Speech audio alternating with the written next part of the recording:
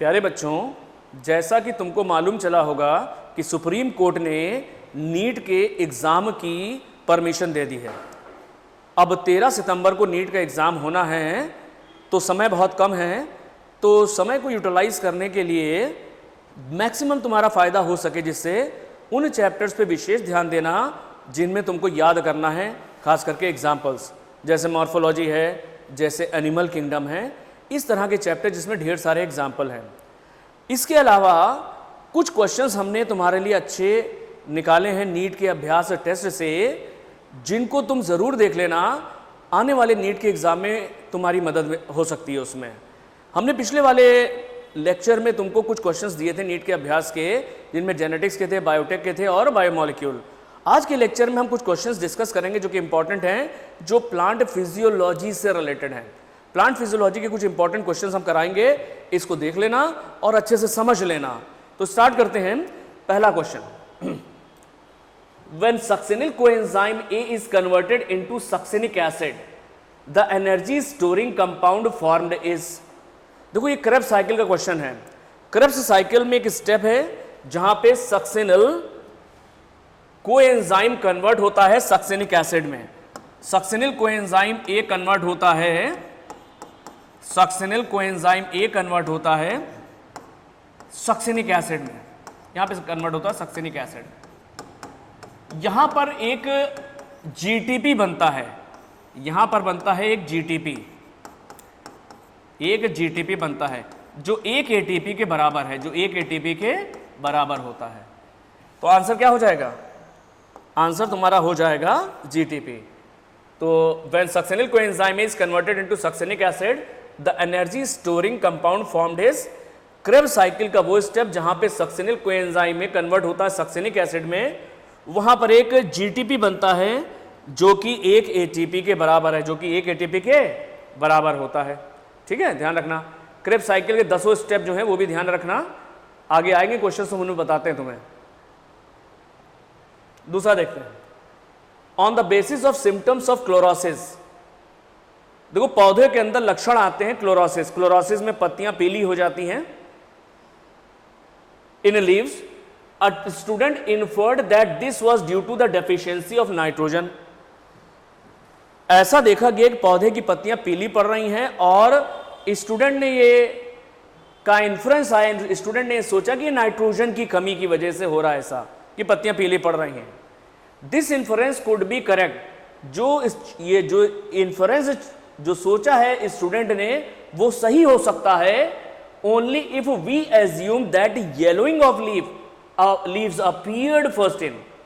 ये स्टूडेंट की जो सोच है, ये जो इन्फ्लुएंस है, ये सही हो सकता है अगर ये जो येलोइंग पत्तियों की है वो कौन सी पत्तियों में पहले दिखाई पड़ती है, यंग लीव्स में या ओल्ड लीव्स में। देखो तुम जानते हो नाइट्रोजन की कमी से पत्तियां पीली पड़ती हैं, क्लोरोसिस कहते हैं। ठीक, नाइट्रोजन की वजह से पत्तियां जो पीली पड़ती हैं वो क्लोरोसिस है। नाइट्रोजन जबकि एक मोबाइल एलिमेंट है। कैसा है? मोबाइल। मोबाइल एलिमेंट का मतलब ये होता है ये बहुत तेजी से ऊपर भाग जाता है। जब ऊपर भाग जाएगा तो नीचे की पत्तियों में क्लोरोसिस दिखाई पड़ेगी, नीचे की पत्तियों में क्लोरोसिस दिखाई पड़ेगी। तो क्या है ये? कह रहा है कि नीचे की पत्तियां का मतलब ओल्ड लीव्स हो गया। क्या हो गया? Old leaves. ध्यान रखना, नाइट्रोजन एक मोबाइल एलिमेंट है, पौधा एब्जॉर्ब करता है, ये बहुत तेजी से ऊपर जाता है यंग लीव्स में। अगर मिट्टी में नाइट्रोजन की कमी है तो यंग लीव्स तक तो पहुंच जाएगी, लेकिन ओल्ड लीव्स को नाइट्रोजन नहीं मिलेगी। तो सिम्टम कहां दिखाई पड़ेंगे? तो सिम्टम दिखाई पड़ेंगे ओल्ड लीव्स में। कहां दिखाई पड़ेंगे? सिम्टम दिखाई पड़ेंगे ओल्ड लीव्स में दिखाई पड़ेंगे। तो कह रहा है कि on the basis of symptoms of chlorosis in leaves, a student inferred that this was due to deficiency of nitrogen. एक स्टूडेंट ने पत्तियां पीली देखी एक पौधे की और उसने ये सोचा कि नाइट्रोजन की कमी की वजह से हो रहा है।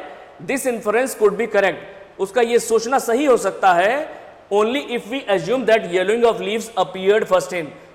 ये तभी सही हो सकता है जब पत्तियां जो पीली पड़ रही हैं वो कौन सी वाली पत्तियां हैं?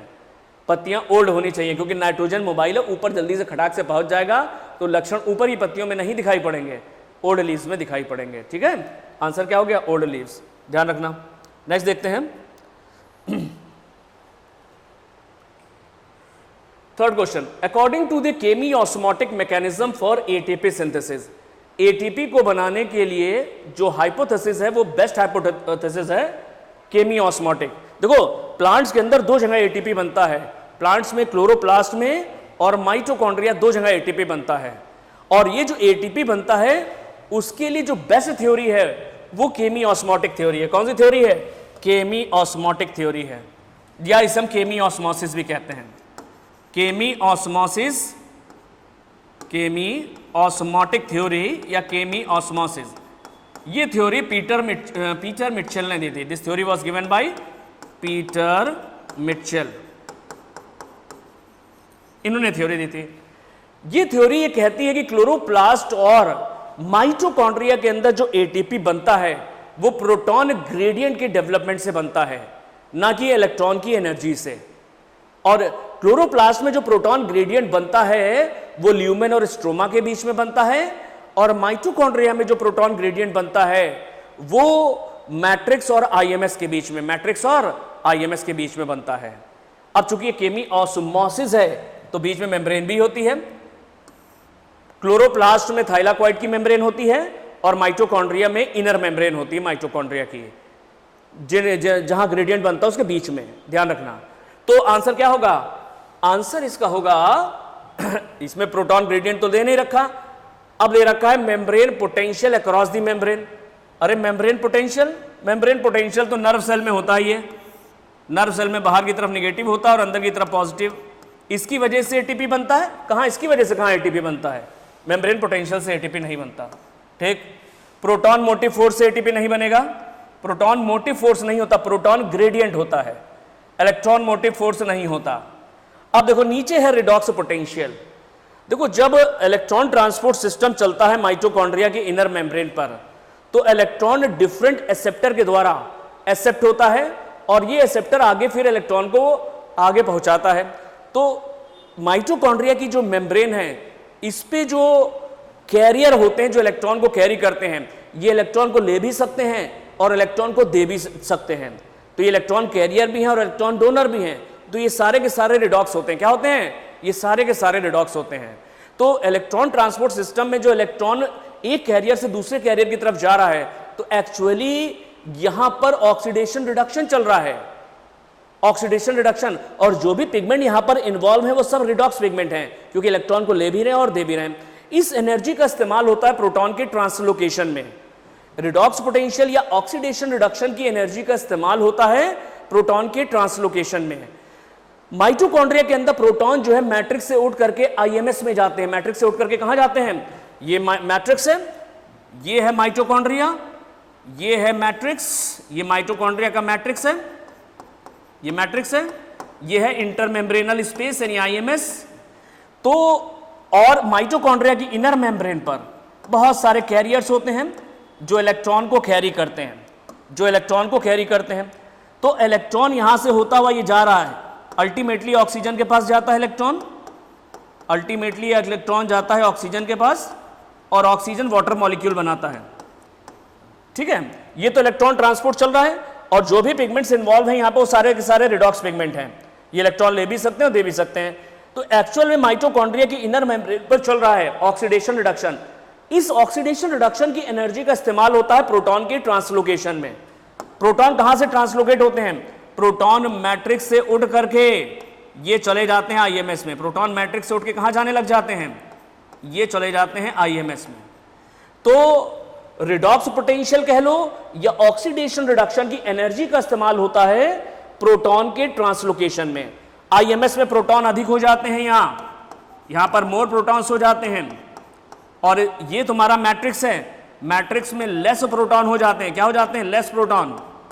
तो आईएमएस मैट्रिक्स और आईएमएस के बीच में, या आईएमएस और मैट्रिक्स के बीच में प्रोटॉन ग्रेडियंट बन जाता है। इसी प्रोटॉन ग्रेडियंट की वजह से एटीपी का फॉर्मेशन होता है। एटीपी का तब फॉर्मेशन होगा जब प्रोटॉन उल्टा मूव करेंगे। प्रोटॉन उल्टा कैसे मूव करते हैं?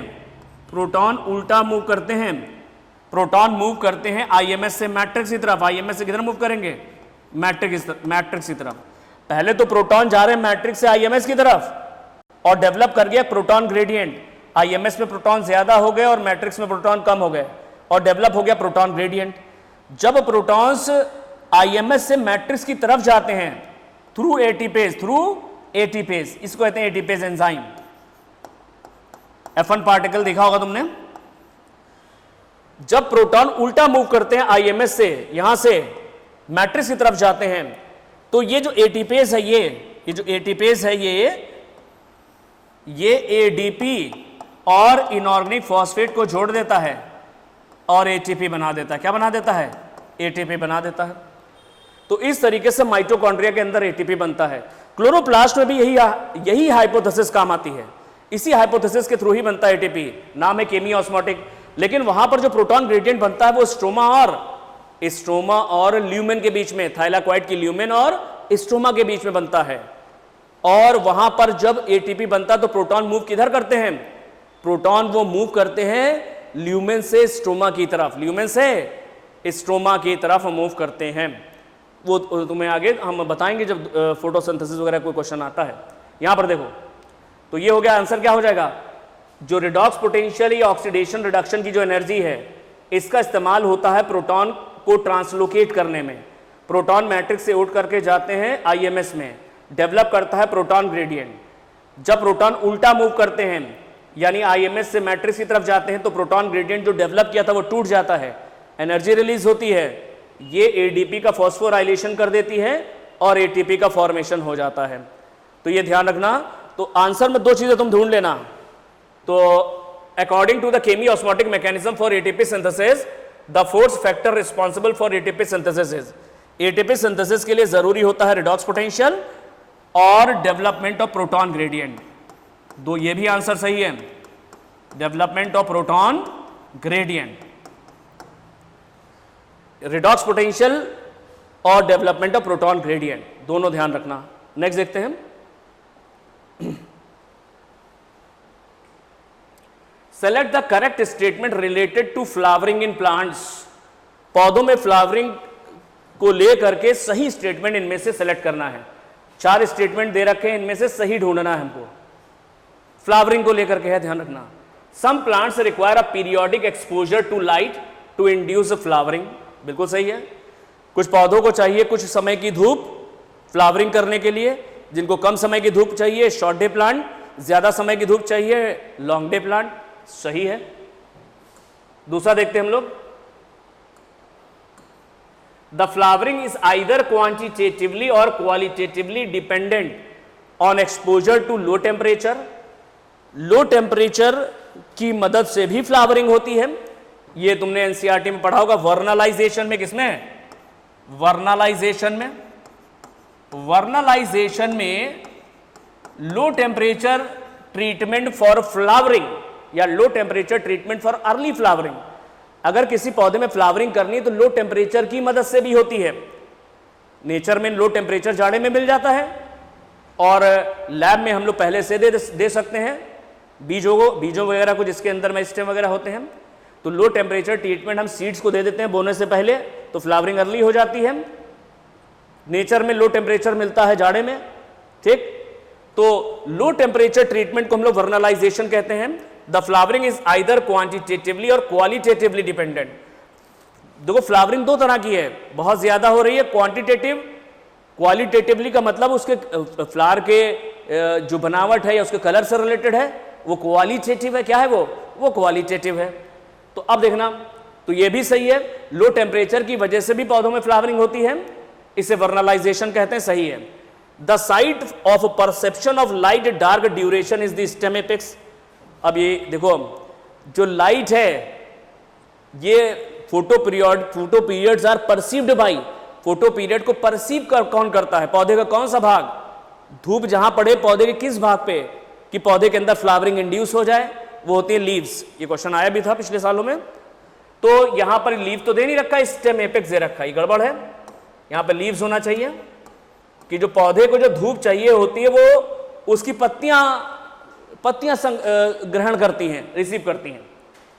Flowering in plant is due to the hormones produced in the, flowering एक हार्मोन की वजह से होती है, कह रहा है, जो कि प्रोड्यूस होता है शूट एपेक्स पे ना। शूट एपेक्स में नहीं, ये हार्मोन लीव्स में होता है। कहाँ होता है ये लीव्स। और हार्मोन जो बताया है साइंटिस्ट ने वो है फ्लोरेजिन। वो कौन सा हार्मोन है? वो है फ्लोरेजिन। ये फ्लोरेजिन जो होता है ये लीव्स में होता है। कहाँ होता है? लीव्स में होता है। तो ये भी गलत हो गया। तो कौन से दो सही हो गए? पहला और दूसरा। पहला और दूसरा करेक्ट है, ये ध्यान रखना। नेक्स्ट देखते हैं, which of the following is the flowering plant with nodules containing filamentous nitrogen fixing micro organism. ध्यान रखना क्या पूछा है? फिलामेंटस। कौन से पौधे के रूट नोड्यूल्स के अंदर एक फिलामेंटस नाइट्रोजन फिक्सिंग माइक्रोब्स है, माइक्रो ऑर्गेनिज्म है? देखो filamentous micro nitrogen fixing organism ये है फ्रैंकिया। ये क्या है? ये फ्रैंकिया है। फ्रैंकिया एक एक्टिनोमाइसीट है, एन एक्टिनोमाइसीट, एन एक्टिनोमाइसीट। एक्टिनोमाइसीट क्या होते हैं? Fungi like filamentous bacteria. Fungi like filamentous bacteria. ये फंजाई लाइक फिलामेंटस बैक्टीरिया है। इसमें स्ट्रेप्टोमाइसिस भी आता है। तो फ्रैंकिया एक एक्टिनोमाइसीट जो फंजाई के जैसा एक फिलामेंटस बैक्टीरिया है। ये दो पौधों के रूट नोड्यूल्स के अंदर पाया जाता है, जो ऐसा कि एनसीईआरटी ने दे रखा दो पौधों के नाम। एक तो कैजुराइना में ये रूट नोड्यूल बनाता है non leguminous plant, Leguminosae family के पौधे नहीं हैं, जैसे कैजुराइना में। और दूसरा है एलनस या ऑलनस, ये इसमें। तो कैजुराइना, ऑलनस ये कि नॉन लेग्यूमिनस प्लांट है, इनके रूट नोड्यूल के अंदर एक फिलामेंटस नाइट्रोजन फिक्सिंग बैक्टीरिया रहता है, उसका नाम है फ्रैंकिया। तो आंसर हो गया Casuarina. Casuarina equisetifolia, equisetifolia. Next देखते हैं, which of the following show higher rate of respiration. इनमें सबसे ज्यादा रेस्पायरेशन कहां होगा? देखो रेस्पायरेशन ज्यादा वहां देखने को मिलेगा जहां पर एनर्जी चाहिए, क्योंकि रेस्पायरेशन से एनर्जी रिलीज होती है, एटीपी रिलीज होता है। तो इन चारों चीजों में देखो सबसे ज्यादा एनर्जी की आवश्यकता कहां है? सबसे ज्यादा एनर्जी की जो आवश्यकता है वो जर्मिनेटिंग सीड्स में। किसमें है? अरे सीड जर्मिनेट करने में बहुत सारी एनर्जी चाहिए, तो रेस्पायरेशन की जो रेट है सबसे ज्यादा कहां होगी? सबसे ज्यादा होगी तुम्हारी जर्मिनेटिंग सीड्स में। ड्राई सीड्स में लीस्ट रेस्पायरेशन होता है, इसमें रेस्पायरेशन लीस्ट होता है, बहुत कम पानी होता है, लीस्ट रेस्पायरेशन। ये डोरमेंट पड़े रहते हैं, लीस्ट रेस्पायरेशन। चने का सूखा हुआ बीज लेकर के आओ, रेस्पायरेशन बहुत कम होता है, क्योंकि इसमें पानी की मात्रा भी कम होती है, पानी भी कम होता है। जब पानी कम होगा तो रेस्पायरेशन भी कम होता है। जब सीड जर्मिनेट करता है तब इसको एनर्जी की जरूरत पड़ती है। तो सबसे ज्यादा एनर्जी कहां चाहिए? जब सीड जर्मिनेट होगा। नेक्स्ट देखते हैं, which of the following wavelength of light is absorbed maximum for photosynthesis. देखो फोटोसिंथेसिस का जो एक्शन स्पेक्ट्रम है, फोटोसिंथेसिस का जो एक्शन स्पेक्ट्रम है, एक्शन स्पेक्ट्रम का मतलब ये होता है किस लाइट में फोटोसिंथेसिस ज्यादा होती है। और फोटोसिंथेसिस का दूसरा है एब्जॉर्प्शन स्पेक्ट्रम, किस वेवलेंथ की लाइट को पौधे सबसे ज्यादा एब्जॉर्ब करते हैं। जो फोटोसिंथेसिस का एब्जॉर्प्शन स्पेक्ट्रम है, पौधे सबसे ज्यादा जो है विबग्योर में देखो violet, indigo, blue, yellow, orange और रेड, जो पौधे लाइट एब्जॉर्ब करते हैं वो 400 से 700 नैनोमीटर है। कितनी है? 400 नैनोमीटर से 700 नैनोमीटर की लाइट ये पौधे एब्जॉर्ब करते हैं। इसको हम कहते हैं फोटोसिंथेटिकली एक्टिव रेडिएशन, यानी इसे पार बोलते हैं, फोटोसिंथेटिकली एक्टिव रेडिएशन। इसी में ही फोटोसिंथेसिस होती है, विजिबल लाइट है। अब देखो सबसे ज्यादा पौधे लाइट एब्जॉर्ब करते हैं ब्लू, सबसे ज्यादा लाइट किसमें एब्जॉर्ब होती है? लाइट यहां एब्जॉर्ब होती है, उसके बाद रेड है। तो जो एब्जॉर्प्शन स्पेक्ट्रम है, पहले सबसे ज्यादा किसमें लाइट पौधे एब्जॉर्ब कर रहे हैं? ब्लू एंड देन रेड, उसके बाद रेड है। एब्जॉर्प्शन की बात करते हैं। अगर हम एक्शन की बात करते हैं, अगर हम फोटोसिंथेसिस का एक्शन स्पेक्ट्रम देखें, एक्शन स्पेक्ट्रम का मतलब यह होता है किस वेवलेंथ में सबसे ज्यादा फोटोसिंथेसिस होती है। किस वेवलेंथ में सबसे ज्यादा फोटोसिंथेसिस होती है? तो वो रेड है, रेड में ज्यादा होती है ब्लू से। तो एक्शन स्पेक्ट्रम यानी रेड वेवलेंथ में सबसे ज्यादा फोटोसिंथेसिस होती है, उसके बाद ब्लू है, एंड देन ब्लू। लाइट जो है सबसे ज्यादा एब्जॉर्ब होती है ब्लू में, तो एब्जॉर्प्शन स्पेक्ट्रम में ब्लू पहले है, और फोटोसिंथेसिस मैक्सिमम होती है रेड लाइट में, तो एक्शन स्पेक्ट्रम में रेड पहले है। तो यहां क्या पूछा गया है? मैक्सिमम लाइट एब्जॉर्ब करने की बात कर रहा है, तो कौन सा आंसर हो जाएगा? Blue light.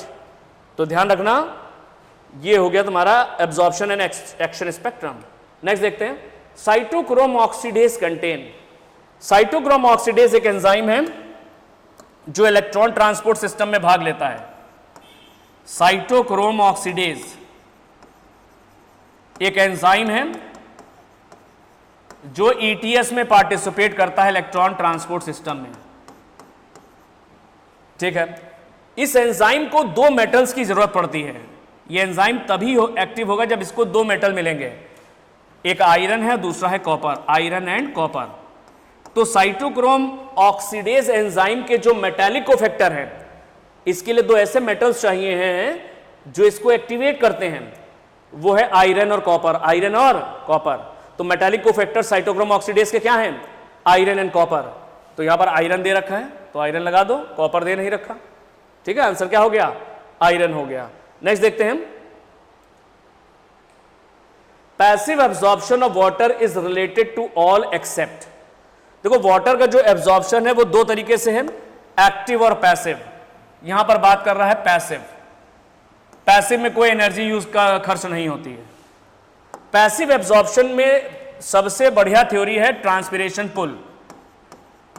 पैसिव एब्जॉर्प्शन की सबसे बढ़िया थ्योरी कौन सी है? पैसिव एब्जॉर्प्शन की सबसे बढ़िया थ्योरी है ट्रांसपिरेशन पुल।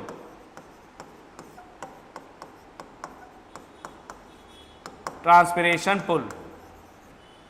एक्टिव एब्जॉर्प्शन की बढ़िया थ्योरी है root pressure theory. Active absorption की बढ़िया थ्योरी है root pressure theory. Root pressure theory, root pressure theory. अब देखो, पैसिव में एटीपी एनर्जी खर्च नहीं होता, एक्टिव में एटीपी एनर्जी खर्च होता है, ध्यान रखना। अब ये कह रहा है कि passive absorption of water is related to all. इनमें तीन जो है वो पैसिव एब्जॉर्प्शन से संबंधित हैं और एक संबंधित नहीं है, जिसको हमको ढूंढना है। पहला एपोप्लास्टिक पाथवे। अरे एपोप्लास्टिक पाथवे यानी पानी जो है सेल के अंदर नहीं जाता है, पानी इंटरसेल्यूलर स्पेसेस और सेल वॉल को टच करता हुआ आगे बढ़ रहा है, कोई एटीपी वगैरह खर्च नहीं होती, ये पैसिव है। क्या है ये? पैसिव। सिम्प्लास्टिक पाथवे अलग होता है, जिसमें पानी मेम्ब्रेन को पार के सेल के अंदर चला जाता है और एक सेल से दूसरी सेल में जाता है थ्रू प्लाज्मोडेस्मेटा। ये सिम्प्लास्टिक पाथवे, इसमें एनर्जी चाहिए, एटीपी। तो एपोप्लास्टिक पाथवे जो कि सेल वॉल और सेल मेम्ब्रेन, सेल वॉल और इंटरसेल्युलर स्पेसेस के थ्रू होता है, ये पैसिव प्रोसेस है। क्या ये? पैसिव। तो ये तो सही है, पैसिव। पैसिव। दूसरा देखें, transpiration pulls. Transpiration pull plays the major role. देखो, जब पत्तियां ऊपर ट्रांसपिरेशन करती हैं तो जो रूट्स होती है पौधे की, उनके अंदर एक वाटर कॉलम बन जाता है। इस ट्रांसपिरेशन पुल की वजह से इस वाटर कॉलम पे खिंचाव बनता है और ये वाटर कॉलम ऊपर चढ़ता जाता है, चढ़ता जाता है और चढ़ता जाता है, चाहे पौधा कितना ही लंबा क्यों ना हो, यूकेलिप्टस हो या आपका सिकोया हो।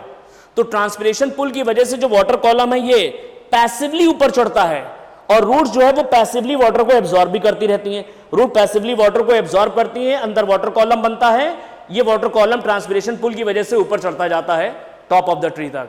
तो आंसर इसका transpiration pull plays the major role, बिल्कुल सही है। ट्रांसपिरेशन पुल की वजह से पानी ऊपर चढ़ता है। फिर तीसरा देखो, development of a positive pressure in xylem. Transpiration pull की वजह से जो जाइलम में प्रेशर पड़ता है वो निगेटिव होता है। अरे दो तरह के प्रेशर होते हैं, जो प्रेशर नीचे से लगता है वो पॉजिटिव होता है, जैसे गार्डन का फव्वारा गार्डन होज, पानी नीचे से आ रहा खूब सारा, नीचे से प्रेशर लगा, ऊपर पानी गया, positive hydrostatic pressure. Negative hydrostatic pressure ऊपर से है, जैसे स्ट्रॉ से हम कोल्ड ड्रिंक खींच रहे हैं, कोल्ड ड्रिंक पी रहे हैं, ऊपर से खींच रहे हैं, तो उसमें भी क्या होता है, पानी चढ़ रहा है ऊपर, मास फ्लो होता है पानी का, और ये क्योंकि प्रेशर हम ऊपर से लगा रहे हैं तो ये निगेटिव हाइड्रोस्टैटिक प्रेशर है। ट्रांसपिरेशन की वजह से जो वाटर कॉलम है, ऊपर से प्रेशर लग रहा है इस वाटर कॉलम पे और ये वाटर कॉलम ऊपर चढ़ रहा है, प्रेशर ऊपर से लड़ रहा है, निगेटिव होता है। क्या होता है? निगेटिव। जाइलम पे निगेटिव प्रेशर डेवलप करेगा, ये तो गलत हो गया।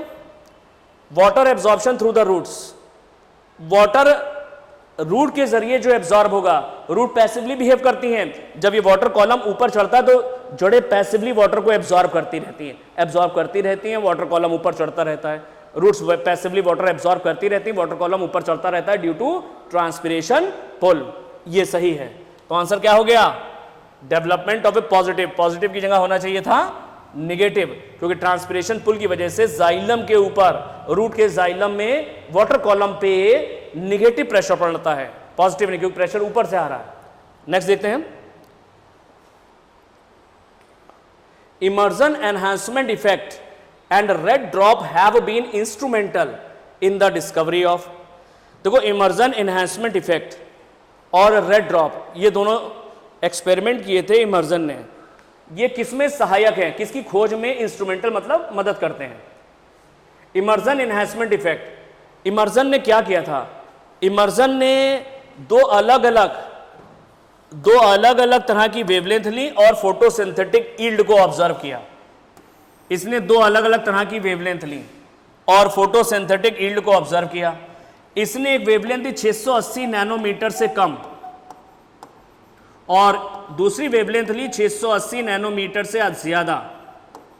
दोनों में कितनी कितनी फोटोसिंथेसिस हो रही है इसको नोटिस किया।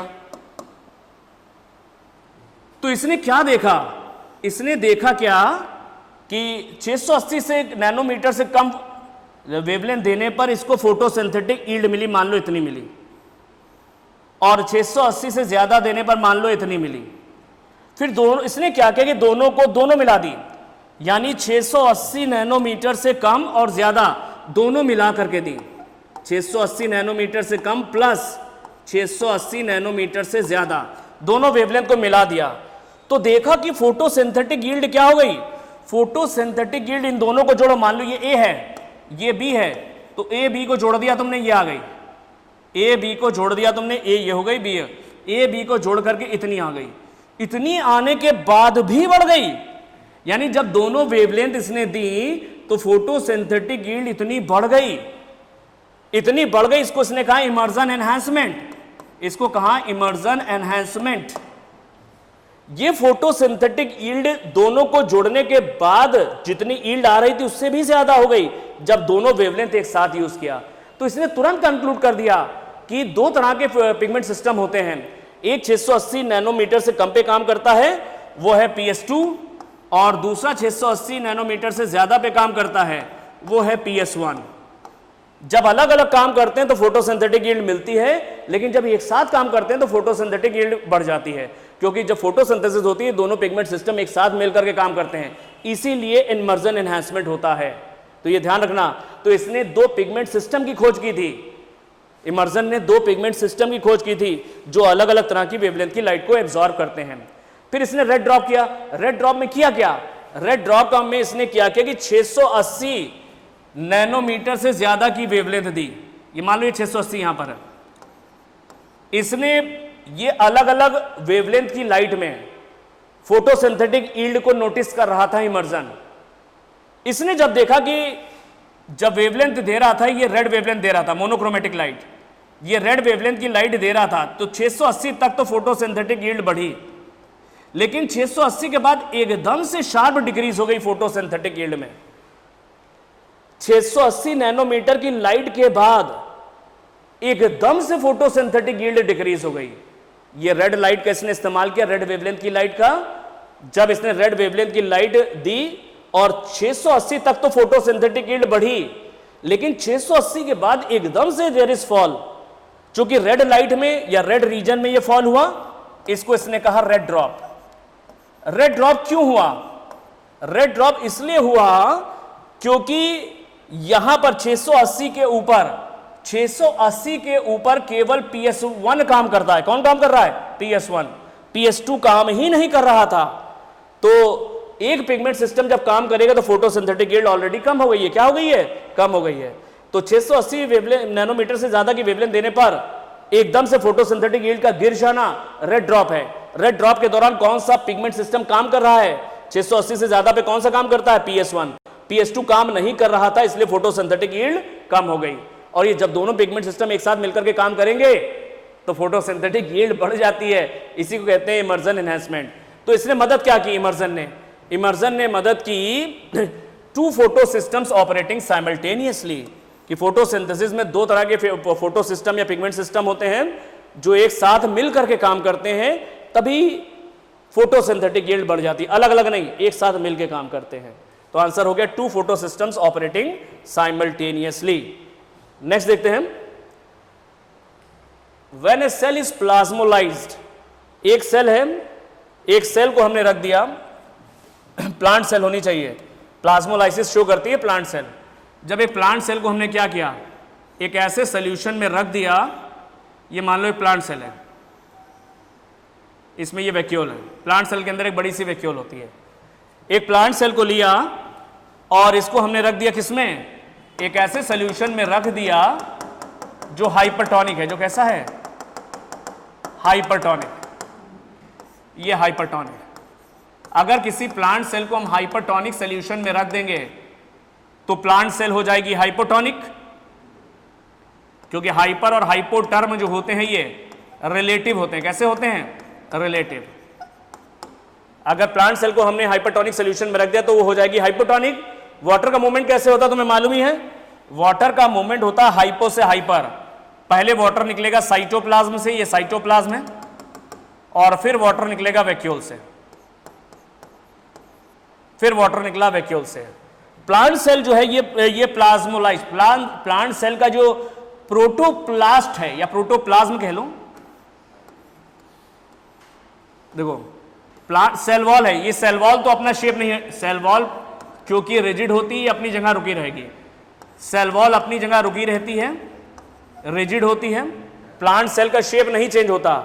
लेकिन अंदर जितना भी प्रोटोप्लास्ट या प्रोटोप्लाज्म कह लो, ये सिकुड़ जाता है। ये क्या होता है? ये प्रोटोप्लास्ट या प्रोटोप्लाज्म ये सिकुड़ जाता है एकदम, श्रिंकेज ऑफ प्रोटोप्लास्ट। प्रोटोप्लास्ट इसलिए कह रहे हैं क्योंकि इसमें प्लाज्मा मेम्ब्रेन भी है। अगर मेम्ब्रेन नहीं होती तो इसे प्रोटोप्लाज्म कह सकते थे। श्रिंकेज ऑफ प्रोटोप्लास्ट या प्रोटोप्लाज्म कह सकते हो रफली, प्रोटोप्लाज्म, इसकी को हम कहते हैं प्लाज्मोलाइसिस। इसको कहा जाता है प्लाज्मोलाइसिस। ये है प्लाज्मोलाइसिस। तो अगर किसी प्लांट सेल को हमने हाइपरटोनिक सोल्यूशन में रखा तो उसके प्रोटोप्लाज्म सिकुड़ जाता है, प्रोटोप्लाज्म के सिकुड़ने को हम लोग कहते हैं प्लाज्मोलाइसिस। अब सवाल क्या है? When a cell is plasmolysed it becomes flaccid and its turgor pressure becomes 0। अरे सेल फ्लैसिड हो गई तो क्या हुआ? एक सेल को अगर प्लाज्मोलाइट करते हैं कि फ्लैसिड नहीं होगी, पिचक गई, और टर्गर प्रेशर स्थिति दाब खत्म हो गया इसके अंदर टर्गर प्रेशर कहां रह गया? टर्गर प्रेशर क्या हो गया? 0 हो गया। टर्जिट तो तब होती जब इसके अंदर पानी जाता, तो टर्जिट का तो सवाल ही नहीं, टर्जिट का तो सवाल ही नहीं। फ्लैसिड हो गई और डीपीडी 0 कैसे हो जाएगा? डीपीडी 0 हो ही नहीं सकता। डीपीडी होता है OP minus TP, OP minus TP. Turgor pressure 0 हो गया है, तो टर्गर प्रेशर 0 हो गया तो उसको हटा दो, डीपीडी ओपी के बराबर हो जाएगा। तो प्लाज्मोलाइज सेल में डीपीडी ओपी के बराबर होता है, तो ये ध्यान रखना, यहां पे 0 नहीं होता। तो आंसर क्या हो गया? Flaccid and TP becomes 0। Next देखते हैं, the element which helps in oxygen evolution in the process of photosynthesis. देखो फोटोसिंथेसिस में वाटर की स्प्लिटिंग से ऑक्सीजन निकलती है, वाटर की स्प्लिटिंग से जो ऑक्सीजन निकलती है फोटोलाइसिस कहते हैं। वाटर की जो स्प्लिटिंग है इससे निकलती है ऑक्सीजन, वाटर की स्प्लिटिंग से निकलती है ऑक्सीजन,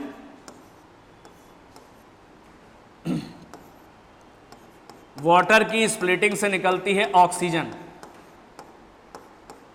ये फोटोलाइसिस कहते हैं वाटर ये लाइट की प्रेजेंस में। और यहां पर हमको चाहिए होते हैं दो element Mn plus Cl। Mn और Cl की प्रेजेंस में ये वाटर की स्प्लिटिंग या फोटोलाइसिस होती है। तो आंसर क्या होगा? आंसर नीचे है तुम्हारा Cl एंड Mn।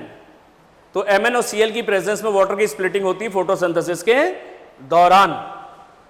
नेक्स्ट देखते हैं, क्वेश्चन नंबर 13 पे आते हैं। In which of the following reaction of glycolysis a molecule of water is removed from the substrate. Question number 13 देखते हैं। In which of the following reactions of glycolysis a molecule of water is removed from the substrate? Glycolysis की कौन सी reaction में substrate से एक water का molecule निकलता है? फ्रक्टोज 6 फॉस्फेट कन्वर्ट हो रहा है फ्रक्टोज 1,6 बाइफॉस्फेट में। यहां पर एक फॉस्फेट है 6 कार्बन पे, यहां पे 2 फॉस्फेट, एक 6 पे और एक फर्स्ट पे। तो यहां पे एक फॉस्फेट, यहां 2 फॉस्फेट, यहां तो फॉस्फोराइलेशन हो रहा है। डिहाइड्रेशन कहां हो रहा है? यहां पे तो फॉस्फोराइलेशन हो रहा है, ये तो गलत हो गया। दूसरा देखते हैं, 3 फॉस्फेट ग्लिसरल्डिहाइड 1,3 बाइफॉस्फोग्लिसरिक एसिड। यहां पर भी एक फॉस्फेट है, यहां 2 फॉस्फेट है, यहां पर भी फॉस्फोराइलेशन हो रहा है, डिहाइड्रेशन नहीं हो रहा, ये भी नहीं है। तीसरा है फॉस्फोइनॉल पाइरुवेट से जब पायरुविक एसिड, ये लास्ट स्टेप है, ये ग्लाइकोलाइसिस का लास्ट 10th स्टेप है, लास्ट और 10th स्टेप है, ये 10वां step. PP phosphoenol pyruvic acid से पायरुविक एसिड बनता है। फॉस्फोइनॉल पायरुविक एसिड एक एनर्जी रिच कंपाउंड है और इससे एटीपी बनता है। यहां इस वाले स्टेप पर इसमें एटीपी का फॉर्मेशन होता है, तो यहां पर एटीपी का फॉर्मेशन हो रहा, वाटर नहीं निकलता, वाटर यहां निकलता है। 2 फॉस्फोग्लिसरेट से जब पीईपी बनता है, 2 फॉस्फोग्लिसरेट से, इससे पहले वाला स्टेप है ये वाला, 2 फॉस्फोग्लिसरिक एसिड या 2 फॉस्फोग्लिसरेट से जब पीईपी बनता है, तो यहां पर जो एंजाइम है वो इनोलेज है। इनोलेज एक डिहाइड्रेटिंग एंजाइम है। इनोलेज एक ऐसा एंजाइम है, डिहाइड्रेटिंग एंजाइम है, ये वाटर को निकालता है। तो यहां पर वाटर निकलता है, यहां पर क्या निकलता है? वाटर। तो कौन से स्टेप पे वाटर निकलता है? ये वाला स्टेप है, ध्यान रखना, डी आंसर। नेक्स्ट देखते हैं, which one of the following is the product of the dark reaction of photosynthesis.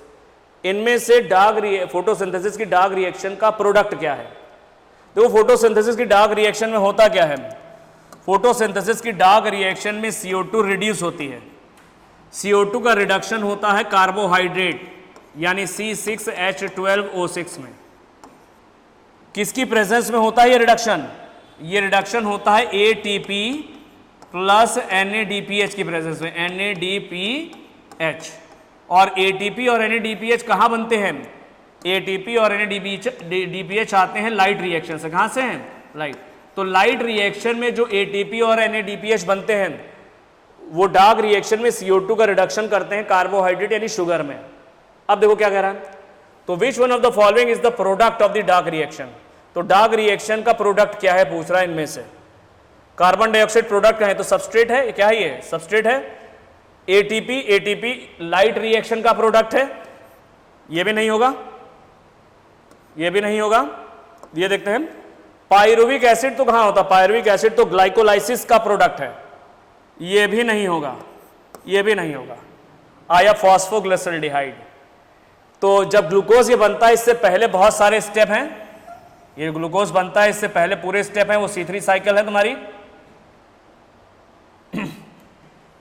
वो तुम्हारी C3 साइकिल।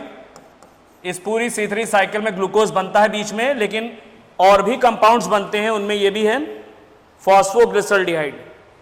तो तुमने देखा होगा डार्क रिएक्शन में CO2 सबसे पहले RuBP से कंबाइन करता है, CO2 RuBP से कंबाइन करता है, रुबिस्को की प्रेजेंस में जो पहला प्रोडक्ट बनता है वो 3PGA बनता है, 3PGA से बनता है 13PGA, 3PGA से बनता है 13PGA, 13PGA से बनता है 13PGL, 13PGL, 13PGL से बनता है ग्लूकोज, इससे ग्लूकोज बनता है C6H12O6, ग्लूकोज बनता है और ये फिर से रीजनरेट कर देता है RuBP, ये फिर से रीजनरेट कर देता है RuBP। ये कार्बोक्सिलेशन, ये रिडक्शन और ये रीजनरेशन, ये डार्क रिएक्शन में तुमने देखा होगा। तो डार्क रिएक्शन में फॉस्फोग्लिसरॉल्डिहाइड क्या बनता है? फॉस्फोग्लिसरॉल्डिहाइड बनता है। तो ये आंसर सही हो गया डी। नेक्स्ट देखते हैं, which of the following is the correct set of micronutrients for plant? इनमें से माइक्रोन्यूट्रिएंट्स कौन से हैं? सारे के सारे देखो, दो तरह के न्यूट्रिएंट्स होते हैं, मैक्रो और माइक्रो। मैक्रो और माइक्रो, टोटल 17 इसेंशियल एलिमेंट्स हैं। 17 इसेंशियल एलिमेंट्स हैं। 17 में से 9 जो हैं वो मैक्रो हैं और 8 ये 9 जो है ये मैक्रो हैं और 8 जो होते हैं ये माइक्रो एलिमेंट्स हैं। तुम एक ध्यान रखो, बाकी अपने आप याद हो जाएगा। मैक्रो में है चॉन्स, पीके, कैल्शियम, मैग्नीशियम। चॉन्स, पीके, कैल्शियम, मैग्नीशियम ये मैक्रो हैं। बाकी जो बचे वो माइक्रो हैं। वो क्या है? माइक्रो हैं। अब देखो, इसमें माइक्रो पूछ रहा है, किसमें सारे माइक्रो हैं? अरे इसमें मैग्नीशियम दिख रहा है, मैग्नीशियम तो मैक्रो है, ये तो होगा नहीं। इसमें भी मैग्नीशियम दिख रहा है, ये भी नहीं होगा। इसमें भी मैग्नीशियम दिख रहा है, ये भी नहीं होगा। ये वाले देखो, इसमें copper, Fe, Zn, boron, B और Mn, बोरॉन और मैंगनीज, ये है माइक्रो। ये सारे के सारे क्या है? ये सारे के सारे माइक्रो है। तो मैक्रो याद कर लेना, माइक्रो अपने आप याद हो जाएंगे, माइक्रो अपने आप याद हो जाएंगे। नेक्स्ट देखते हैं, क्वेश्चन नंबर 16 पे आते हैं। Which one of the following would occur during bolting? Bolting के दौरान क्या होता है? बोल्टिंग कहते हैं इंटरनोडल इलॉन्गेशन। इंटरनोडल इलॉन्गेशन को बोल्टिंग कहते हैं। जिब्रेलिन के छिड़काव से, जिब्रेलिन की का पौधे पर अगर हम स्प्रे करते हैं तो इंटरनोड्स बड़े बड़े हो जाते हैं, इसे हम बोल्टिंग कहते हैं। तो यह इलॉन्गेशन ऑफ इंटरनोड्स। जो शुगर केन होता है, शुगर केन के ऊपर जिब्रेलिन का अगर हम लोग छिड़काव करते हैं तो शुगर केन के इंटरनोड बड़े हो जाएंगे, गन्ने की लंबाई बढ़ जाएगी और पैदावार, प्रोडक्शन बढ़ जाता है। तो इंटरनोड के इलॉन्गेशन को हम क्या कहते हैं? बोल्टिंग। और बोल्टिंग कौन सा हार्मोन करता है? जिब्रेलिन। कौन सा? जिब्रेलिन। नेक्स्ट देखते हैं, क्वेश्चन नंबर 17 देखते हैं। In mitochondrial electron transport system, mitochondria के इलेक्ट्रॉन ट्रांसपोर्ट सिस्टम में number of ATP molecule synthesise does not depend on nature of substrate, nature of electron donor. ATP के जो मॉलिक्यूल बनते हैं वो इलेक्ट्रॉन डोनर के प्रकृति पर निर्भर नहीं करते हैं। करते क्यों नहीं है? अगर इलेक्ट्रॉन डोनर क्या है? अगर इलेक्ट्रॉन डोनर है, अगर इलेक्ट्रॉन डोनर है NADH, अगर इलेक्ट्रॉन डोनर है NADH तो 3 एटीपी बनते हैं। और अगर इलेक्ट्रॉन डोनर है FADH2, अगर इलेक्ट्रॉन डोनर है FADH2 तो 2 एटीपी बनते हैं। तो ये तो गलत हो गया। कह रहा number of ATP molecule synthesise does not depend on, depend कर रहा है इलेक्ट्रॉन डोनर के ऊपर। इलेक्ट्रॉन डोनर है NADH और FADH2, ये तो गलत हो गया। दूसरा देखते हैं, यूबिक्विनोन receives reducing equivalents via FADH2 also. Reducing equivalents मतलब इलेक्ट्रॉन है यहाँ पर रिड्यूसिंग इक्विवेलेंट का मतलब इलेक्ट्रॉन से है। कह रहा है यूबिक्विनोन इलेक्ट्रॉन FADH2 से भी लेता है। बिल्कुल सही है। कैसे? देखो माइटोकॉन्ड्रिया की जो इनर मेम्ब्रेन है, इस पे कॉम्प्लेक्सेस होते हैं बहुत सारे। ये मान लो कॉम्प्लेक्स 1 है, ये है कॉम्प्लेक्स 1, ये है कॉम्प्लेक्स 2, कॉम्प्लेक्स 2, कॉम्प्लेक्स 3 और कॉम्प्लेक्स 4, कॉम्प्लेक्स 3 और कॉम्प्लेक्स 4 और कॉम्प्लेक्स 4। तो माइटोकॉन्ड्रिया की इनर मेम्ब्रेन पर ढेर सारे कॉम्प्लेक्स हैं। टोटल 5 कॉम्प्लेक्सेस होते हैं। एटीपेज को भी एक नया कॉम्प्लेक्स मानते हैं जो हमने नहीं बनाया। F1 पार्टिकल तुमने पढ़ा होगा। एटीपेज वो 5वां कॉम्प्लेक्स है। टोटल 4 कॉम्प्लेक्स हमने बनाए हैं यहाँ पर। ये माइटोकॉन्ड्रिया की इनर मेम्ब्रेन पे हैं। ये कॉम्प्लेक्स क्या होते हैं? माइटोकॉन्ड्रिया की इनर मेम्ब्रेन पे बहुत सारे रिडॉक्स कंपोनेंट होते हैं जो इलेक्ट्रॉन को ले भी सकते हैं और दे भी सकते हैं। ये रिडॉक्स कंपोनेंट्स मिल करके 4 कॉम्प्लेक्सेस बना रहे हैं और एक कॉम्प्लेक्स कहलाता है एटीपेस। टोटल 5 कॉम्प्लेक्स बनते हैं। अब कह क्या रहा है कि ubiquinone receives reducing equivalents via FADH2 also. Ubiquinone electron reducing equivalent मतलब इलेक्ट्रॉन FADH2 के जरिए भी रिसीव करता है। अब देखो होता क्या है, ये है तुम्हारा NADH। जब NADH कन्वर्ट होता है NAD में तो इलेक्ट्रॉन निकलता है। ये इलेक्ट्रॉन कॉम्प्लेक्स 1 से होता हुआ जाता है यूबीक्विनोन के पास। किसके पास आता है? यूबीक्विनोन। ये इलेक्ट्रॉन जाता है यूबीक्विनोन के पास पहले। FADH2 कन्वर्ट होता है FAD में। FADH2 कन्वर्ट होता है FAD में, तब भी इलेक्ट्रॉन रिलीज होता है। इलेक्ट्रॉन ट्रांसपोर्ट सिस्टम में होता क्या है, NADH और FADH2 इनको हम कहते हैं रिड्यूस्ड कोएंजाइम। सॉरी, NADH और FADH2 को हम लोग कहते हैं रिड्यूस्ड कोएंजाइम। ETS में इनका फिर से ऑक्सीडेशन होता है, ये बनते क्रेब्स साइकिल में। ETS में इनका फिर से ऑक्सीडेशन होता है, फिर से ये इनमें से इलेक्ट्रॉन निकल जाता है और NADH कन्वर्ट होता है NAD में, FADH2 कन्वर्ट होता है FAD में। ये इलेक्ट्रॉन जो निकलता है वो जाता है कॉम्प्लेक्स 1 से जा रहा है। NADH का वाला इलेक्ट्रॉन कॉम्प्लेक्स 1 से होता हुआ यूबीक्विनोन और FADH2 का इलेक्ट्रॉन कॉम्प्लेक्स 2 से होता हुआ यूबीक्विनोन। तो ये इलेक्ट्रॉन यूबीक्विनोन पास जाते हैं। कहां जाते हैं? तो यूबीक्विनोन इलेक्ट्रॉन यानी रिड्यूसिंग इक्विवेलेंट्स ये कॉम्प्लेक्स 1 के थ्रू भी ले रहा है और कॉम्प्लेक्स 2 के थ्रू भी ले रहा है। ये कौन सा कॉम्प्लेक्स है? ये कॉम्प्लेक्स 2 है। कौन सा ये? कॉम्प्लेक्स 2। तो यूबीक्विनोन इलेक्ट्रॉन कहां से ले रहा? देखो, वो ले रहा है कॉम्प्लेक्स 1 की तरफ से भी और कॉम्प्लेक्स 2 की तरफ से भी। तो ये बिल्कुल सही है। यूबीक्विनोन रिसीव्स रिड्यूसिंग इक्विवेलेंट्स यानी electrons via FADH2 also. FADH2 से भी ले रहा है। अब ये इलेक्ट्रॉन यूबीक्विनोन से चले जाते हैं तुम्हारे कॉम्प्लेक्स 3 पे। कॉम्प्लेक्स 3 है, कॉम्प्लेक्स 3 से जाते हैं कॉम्प्लेक्स 4 पे, कॉम्प्लेक्स 4 पे जाते हैं। फाइनली इलेक्ट्रॉन आ जाते हैं ऑक्सीजन के पास। ऑक्सीजन फाइनल एक्सेप्टर होता है इलेक्ट्रॉन का और ये कन्वर्ट हो जाता है वाटर मॉलिक्यूल में। किसमें कन्वर्ट हो जाता है? वाटर मॉलिक्यूल में कन्वर्ट हो जाता है। तो ध्यान रखना, तो ये आंसर तो सही है। तीसरा भी देख लेते हैं, चलो। Cytochrome C is a large protein attached to the outer surface of inner mitochondrial membrane. देखो, कॉम्प्लेक्स 3 से जो कॉम्प्लेक्स 4 की तरफ इलेक्ट्रॉन ले जाती है वो एक प्रोटीन है और वो छोटी प्रोटीन होती है और ये साइटोक्रोम C है। क्या ये प्रोटीन कौन सी है? ये प्रोटीन है साइटोक्रोम C। तो साइटोक्रोम C एक छोटी प्रोटीन है। कैसी प्रोटीन है? साइटोक्रोम C एक स्मॉल प्रोटीन है। सॉरी, यहां पर क्या लिख रखा है? यहां पर लार्ज प्रोटीन लिख रखा है। तो cytochrome C is a large protein. Large नहीं, छोटी प्रोटीन होती है जो कॉम्प्लेक्स 3 से इलेक्ट्रॉन को कहां ले जा रही है? ये कॉम्प्लेक्स 4। ये मोबाइल होती प्रोटीन, ये मेम्ब्रेन पे चलती है। साइटोक्रोम C एक स्मॉल प्रोटीन है, छोटी प्रोटीन है, मोबाइल प्रोटीन है, ये मेम्ब्रेन पर मूव करती है और कॉम्प्लेक्स 3 से कॉम्प्लेक्स 4 की तरफ इलेक्ट्रॉन ले जाती है। लास्ट देखते हैं इसमें क्या ऑप्शन है। कॉम्प्लेक्स 4 है cytochrome A and A3। Complex 4 में साइटोक्रोम A और A3 होता है, बिल्कुल सही है। और इसमें 2 कॉपर सेंटर होते हैं, copper A and copper B।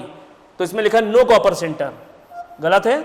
इसमें कॉपर A और कॉपर B। अब एक चीज समझ लेना, देखो साइटोक्रोम, अगर देखो मान लो साइटोक्रोम का सवाल आ जाता है, साइटोक्रोम का अगर सवाल आ जाता है तो तुम कैसे करोगे साइटोक्रोम का सवाल? तो कॉम्प्लेक्स 3 में कौन कौन से साइटोक्रोम होते हैं? कॉम्प्लेक्स 3 में होते हैं साइटोक्रोम B और C', ये हो गया साइटोक्रोम C। और कॉम्प्लेक्स 4 में बेटा होते हैं, कॉम्प्लेक्स 4 में होते हैं साइटोक्रोम A और A3। तो साइटोक्रोम का क्या सीक्वेंस हो गया? साइटोक्रोम का सीक्वेंस हो गया, सबसे पहले कॉम्प्लेक्स 3 में कौन सा है? B के बाद C' के बाद ये C, बाहर प्रोटीन, मेम्ब्रेन से चिपकी छोटी सी प्रोटीन, मोबाइल प्रोटीन, C के बाद कॉम्प्लेक्स 4 के अंदर क्या है? साइटोक्रोम ए और A3, साइटोक्रोम ए है और A3 है। कॉम्प्लेक्स 4 के अंदर दो कॉपर के मॉलिक्यूल भी होते हैं, दो कॉपर के सेंटर भी होते हैं, कॉपर ए और कॉपर बी, ये इस कॉम्प्लेक्स 4 के अंदर होते हैं। तो यहां पर नो लिखा है तो ये गलत हो जाएगा, कॉपर सेंटर्स होते हैं, कॉपर ए कॉपर बी। तो आंसर तुम्हारा हो गया ये सेकंड वाला, ये ध्यान रखना, इंपॉर्टेंट है, ध्यान रखना ये वाला क्वेश्चन। नेक्स्ट देखते हैं, नेक्स्ट क्वेश्चन देख लेते हैं, question number 18, the adsorption of water by hydrophilic compounds like cellulose and pectin in root hair cell wall is called. देखो जब वाटर का एब्जॉर्प्शन होता है तो सबसे पहले तो सेल वॉल है, सेल के बाहर क्या है, सेल वॉल, सेल वॉल के अंदर है सेल्यूलोज और पेक्टिन। सेल वॉल के अंदर क्या पाए जाते हैं, सेल्यूलोज और पेक्टिन पाए जाते हैं, सेल्यूलोज, हेमी सेल्यूलोज, पेक्टिन ये सब होते हैं। तो प्लांट सेल की सेल वॉल के अंदर जो सेल्यूलोज और पेक्टिन होते हैं ये पानी को पसंद करते हैं, हाइड्रोफिलिक कंपाउंड है। तो सबसे पहले जो वाटर का जब एब्जॉर्प्शन होता है, जब वाटर एब्जॉर्ब होता है तो एब्जॉर्ब होने से पहले एडजॉर्ब होता है। क्या होता है, एडजॉर्ब।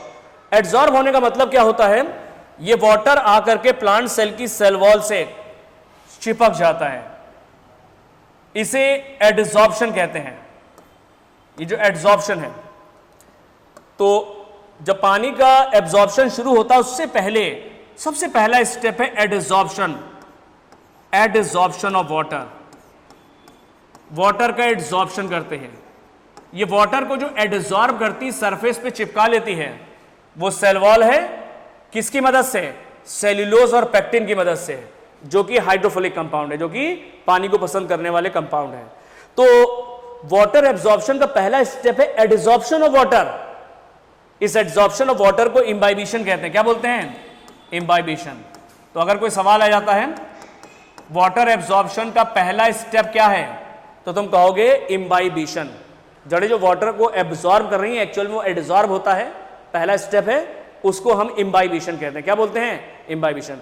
तो पहले वाटर एडजॉर्ब होता है, सरफेस पे आता है, फिर अंदर जाता है, एब्जॉर्ब होता है। तो ये आंसर क्या हो जाएगा, इम्बाइबिशन। क्या हो गया, इम्बाइबिशन। नेक्स्ट देखते हैं, क्वेश्चन नंबर 19 देखते हैं, इन C4 पाथवे। देखो C4 पाथवे को हम लोग हैच एंड स्लैक पाथवे भी कहते हैं। C4 प्लांट्स अलग होते हैं, कम होते हैं, C3 ज़्यादा होते हैं। 80% C3 प्लांट है, 20% से कम होते हैं C4 प्लांट। C4 प्लांट में शुगर केन है, मेज़ है, ये सब C4 प्लांट है। यूफॉर्बिया है की स्पीशीज़ है कुछ, और एमरंथस होता है। तो C4 प्लांट में मेज़, शुगर केन वगैरह जो पौधे हैं, इनमें दो तरह के क्लोरोप्लास्ट होते हैं, एक मीजोफिल क्लोरोप्लास्ट और दूसरे बंडल शीट क्लोरोप्लास्ट। जो मीजोफिल क्लोरोप्लास्ट हैं ये छोटे होते हैं और ग्रेन्यूलर होते हैं, ग्रेना होता है, जबकि बंडल शीट क्लोरोप्लास्ट ये बड़े बड़े होते हैं, बंडल शीट सेल्स के अंदर होते हैं, और ये ए ग्रेन्यूलर होते हैं, यानी इनमें ग्रेना नहीं होता। तो ये ध्यान रखना, मीजोफिल क्लोरोप्लास्ट छोटे हैं, ग्रेन्यूलर, बंडल शीट क्लोरोप्लास्ट बड़े हैं और ए ग्रेन्यूलर है। ये जो बंडल शीट सेल्स होती हैं रिंग बनाती हैं, रिंग को बोलते हैं रेथ। वेस्कुलर बंडल के चारों तरफ जो बंडल शीट सेल्स होती हैं they form a ring, ring और रेथ, इसी को क्रांस एनाटॉमी कहते हैं। क्रांस का मतलब क्या है, सेल के अरेंजमेंट से है, किस तरह रिंग लाइक होती हैं वेस्कुलर बंडल के चारों तरफ, इसको हम क्रांस एनाटॉमी कहते हैं, जो C4 प्लांट में देखने को मिलती है। तो दो तरह के क्लोरोप्लास्ट और क्रांस एनाटॉमी ध्यान रखना। आंसर देखते हैं क्या होगा। In C4 plant chloroplast are of same type. Same type कहां होते हैं, दो तरह के क्लोरोप्लास्ट होते हैं, मीजोफिल और bundle sheath. Kranz anatomy occurs where mesophyll cells have large, mesophyll cells में लार्ज कहां होते हैं, स्मॉल, स्मॉल क्लोरोप्लास्ट होते हैं। क्रांस एनाटॉमी तो होती है इनमें। बंडल शीट सेल्स जो होते हैं वो ए ग्रेन्यूलर होते हैं, ग्रेना नहीं होता, तो ये भी गलत हो गया। तीसरा आते हैं, क्रांस एनाटॉमी होती है इनमें where mesophyll cells have small chloroplast, बिल्कुल सही है। Whereas bundle sheath cells have large agranular, बिल्कुल सही है। मीजोफिल सेल स्मॉल होती हैं और बंडल शीट सेल्स बड़ी होती हैं और ग्रेना नहीं होता, ए ग्रेन्यूलर होती हैं। और क्रांस एनाटॉमी भी पाई जाती है C4 प्लांट में। तो ये तो हमको सही लग रहा, बिल्कुल सही है। Kranz anatomy where mesophyll cells are diffuse, diffuse कहाँ होती हैं, ऐसा कहीं नहीं लिखा है कि मीजोफिल सेल एकदम से डिफ्यूज्ड है। तो आंसर हो गया तुम्हारा सी। आंसर क्या हो गया, C4 पाथवे में क्रांस एनाटॉमी होती है, मीजोफिल सेल छोटी होती हैं उनमें छोटे मीजोफिल सेल में छोटे क्लोरोप्लास्ट होते हैं, ग्रैन्युलर होते हैं, जबकि बंडल शीथ सेल में बड़े क्लोरोप्लास्ट होते हैं और ए ग्रैन्युलर होते हैं। नेक्स्ट देखते हैं क्लोरोफिल। क्लोरोफिल किसमें सॉल्युबल है पूछ रहा है, तो ध्यान रखना बेटा, 2-3 बातें ध्यान रखना।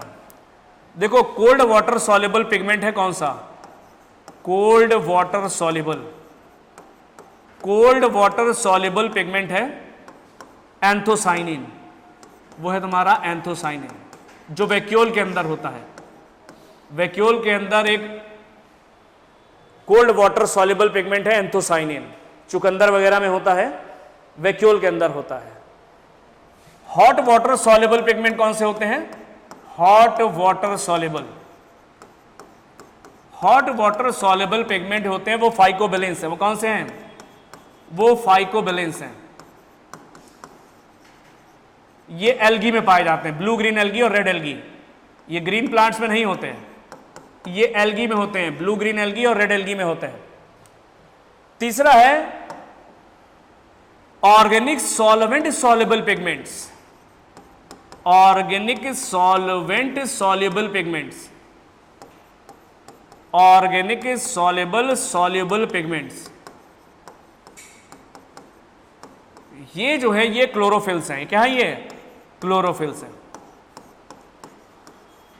Chlorophyll a b c d, ये ऑर्गेनिक सॉल्वेंट में घुल जाते हैं।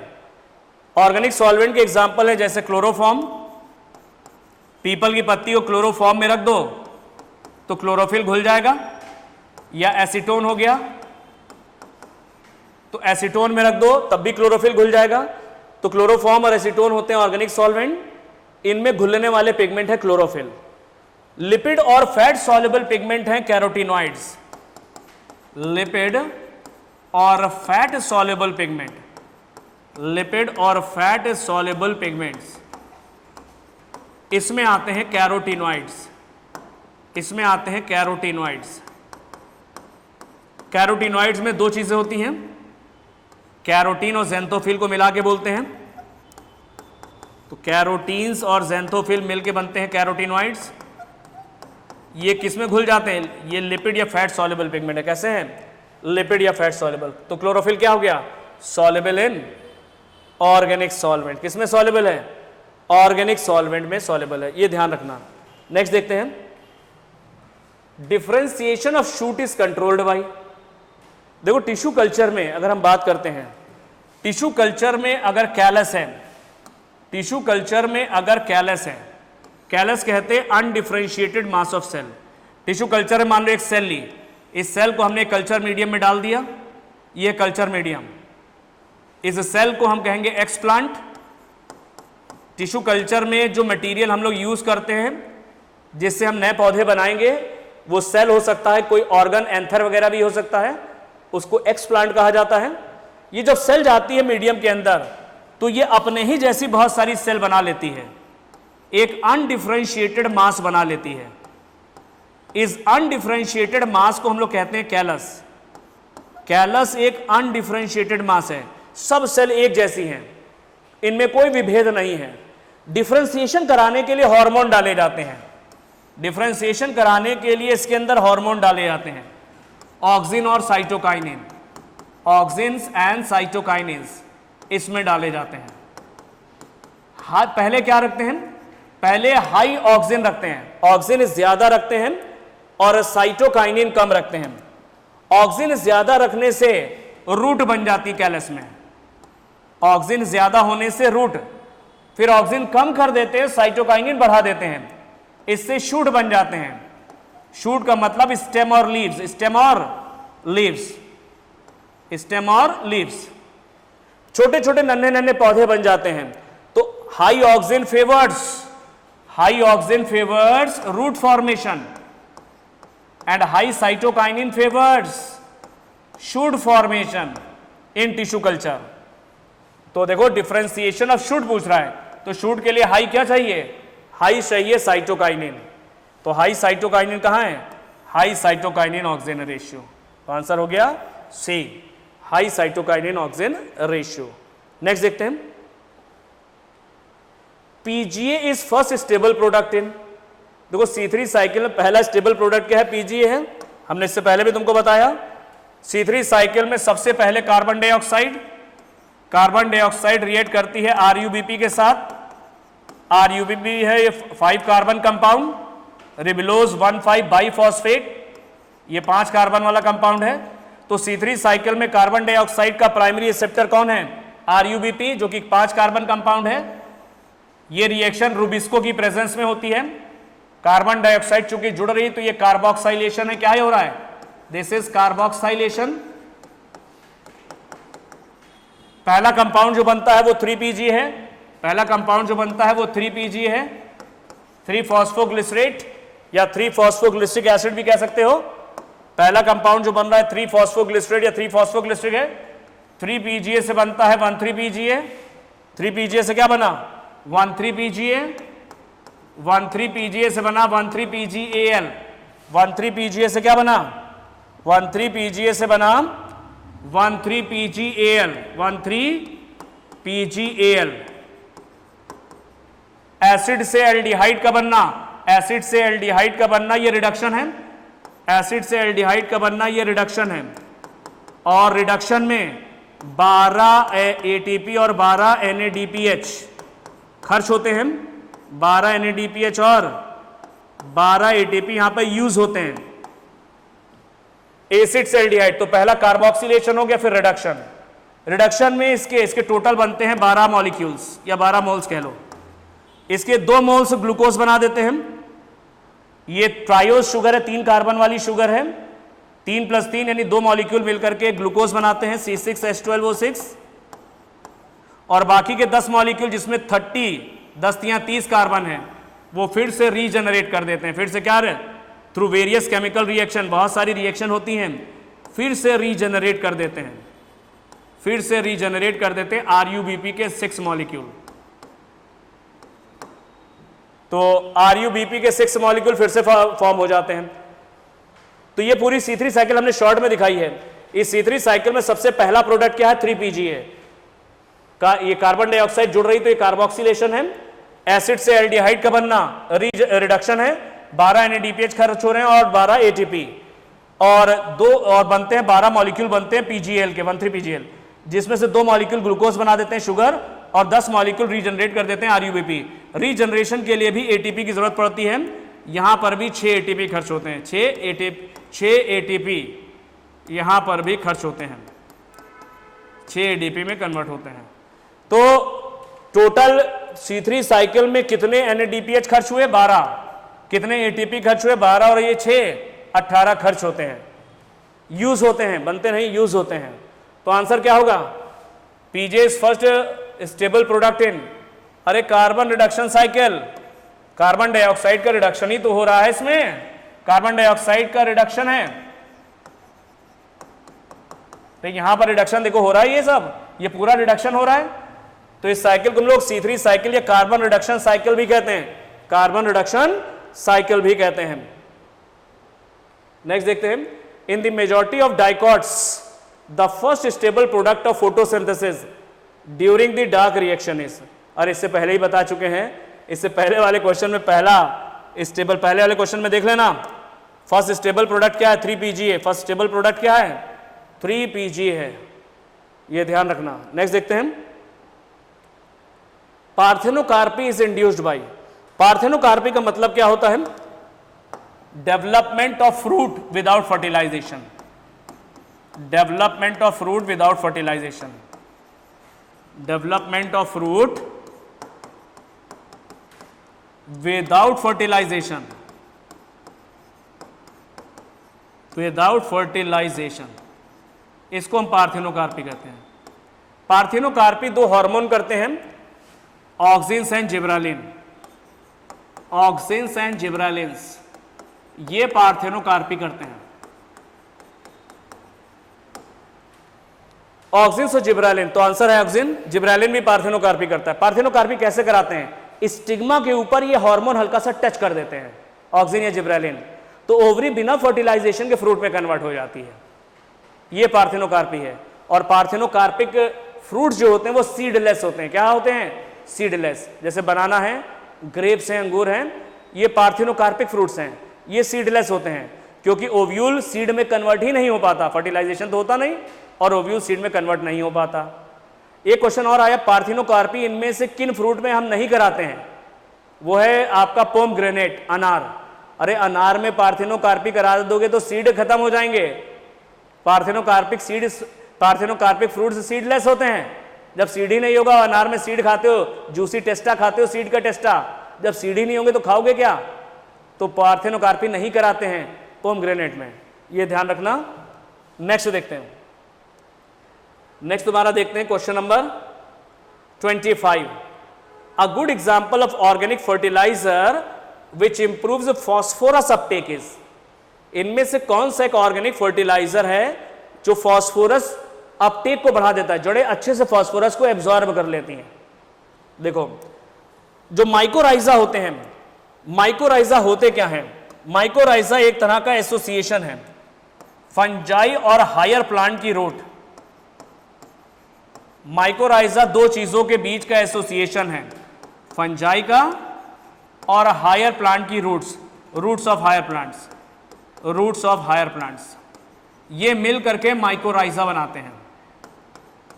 ये एक तरह का सिम्बियोटिक एसोसिएशन है, इससे फंजाई को भी फायदा है और हायर प्लांट्स को भी फायदा है। तो ये सिम्बियोटिक एसोसिएशन है, दोनों को फायदा होता, फंजाई को भी और हायर प्लांट को भी फायदा होता है। क्या होता है? फंजाई को रहने के लिए जड़ों के आसपास जगह मिल जाती है और खाने के लिए थोड़ा ऑर्गेनिक फूड, ये फायदा है। पौधों को क्या फायदा है? फंजाई के जो हाइफी होते हैं, फंजाई के जो हाइफी होते हैं, ये दूर दूर से वाटर और मिनरल्स को एब्जॉर्ब कर लेते हैं। फंजाई के जो हाइफी हैं, ये दूर दूर से वाटर और मिनरल्स को एब्जॉर्ब कर लेते हैं, खास करके फॉस्फेट, खास करके फॉस्फेट, और पौधे की मदद करते हैं वाटर और मिनरल के एब्जॉर्प्शन में। तो a good example of organic fertiliser which improves phosphorus uptake, phosphorus uptake को ये बढ़ा देता है फंजाई, फंजाई के हाइफी फॉस्फोरस को एब्जॉर्ब कर लेते हैं, हायर प्लांट को फायदा होता है। उसमें वैम फंजाई है। कौन सी फंजाई है? वैम। अब वैम का फुल फॉर्म क्या होता है? वैम होता है वेसिक्यूलर, वेसिक्यूलर आर्बस्क्यूलर, आर्बस्क्यूलर माइकोराइजा, माइकोराइजा, वेसिकुलर आर्बस्क्यूलर माइकोराइजा। होता क्या है? जो फंजाई के जो हाइफी होते हैं, ये प्लांट सेल के अंदर चले जाते हैं, प्लांट की रूट की सेल के अंदर ये हाइफी चले जाते हैं। ये मान लो प्लांट की सेल्स है, तो फंजाई के हाइफी करते क्या हैं? ये अंदर चले जाते हैं, अंदर वेसिकल जैसा बना लेते हैं, तो ये हो गया वेसिकुलर, और ये फिंगर जैसा बना लेते हैं, तो इन्हें आर्बस्कल कहते हैं। क्या बोलते हैं? आर्बस्कल। तो फंजाई फॉस्फेट को एब्जॉर्ब करता है और प्लांट सेल के अंदर पहुंचा देता है। फंजाई प्लांट सेल के अंदर वेसिकल लाइक स्ट्रक्चर बनाता है, इसे बोलते हैं वेसिक्यूलर, फिंगर लाइक बनाता है आर्बस्क्यूलर। तो इस तरह के माइकोराइजा कहलाते हैं वेसिकुलर आर्बस्क्यूलर माइकोराइजा। एक तरह के एंडोमाइकोराइजा हैं। एंडोमाइकोराइजा क्यों है? क्योंकि हाइफा सेल के अंदर जा रहा है फंजाई का, जबकि पाइनस की जड़ों में एक्टोमाइकोराइजा होते हैं।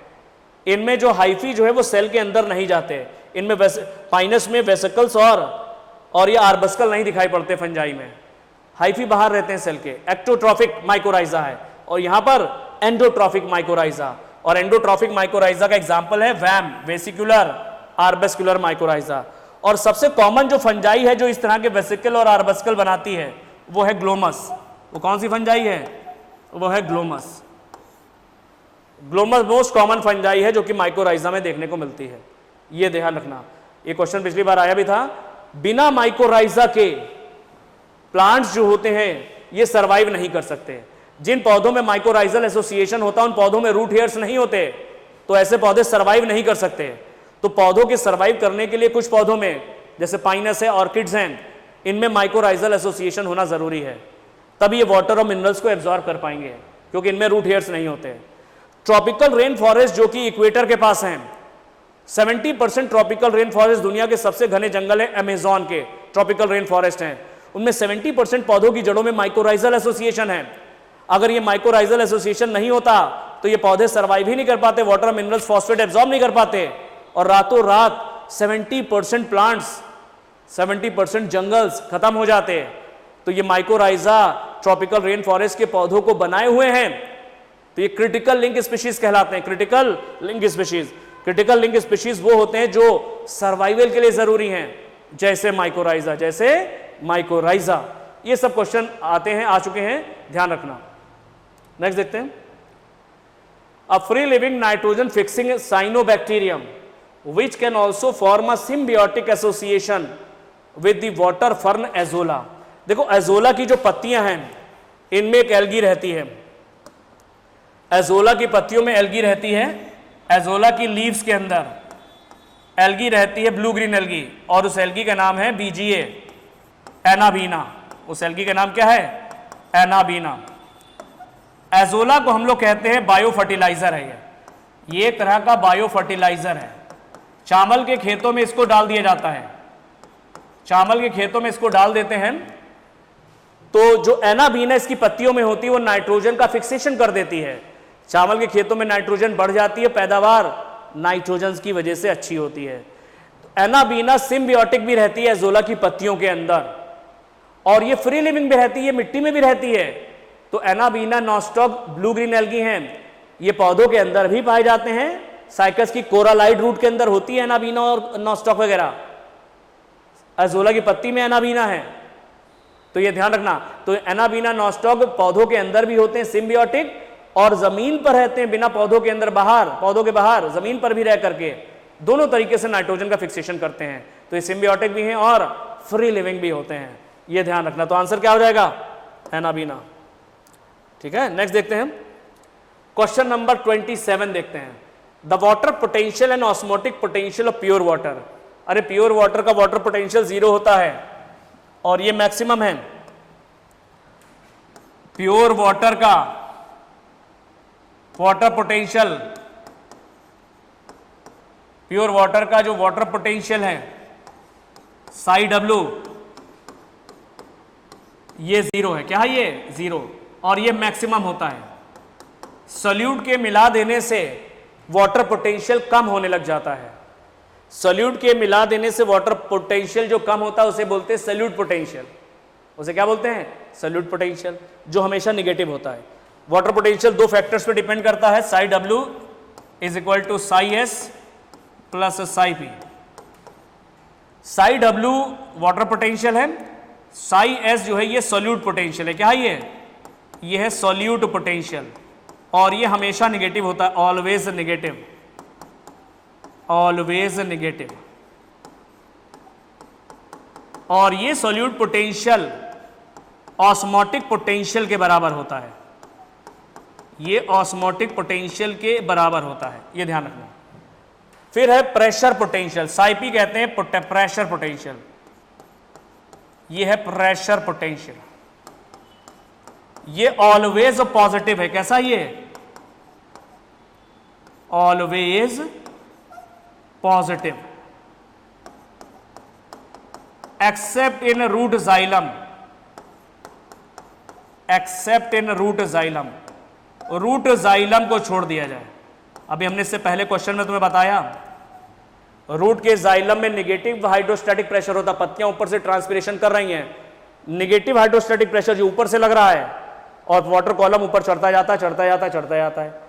तो रूट के जाइलम में निगेटिव प्रेशर पोटेंशियल होता है साइपी, बाकी हर जगह साइपी पॉजिटिव होता है, साइपी पॉजिटिव होता है। साइपी को हम लोग कंपेयर करते हैं टर्गर प्रेशर से। किससे? इसको हम टर्गर प्रेशर से कंपेयर करते हैं, साइपी टर्गर प्रेशर के बराबर है, टर्गर प्रेशर।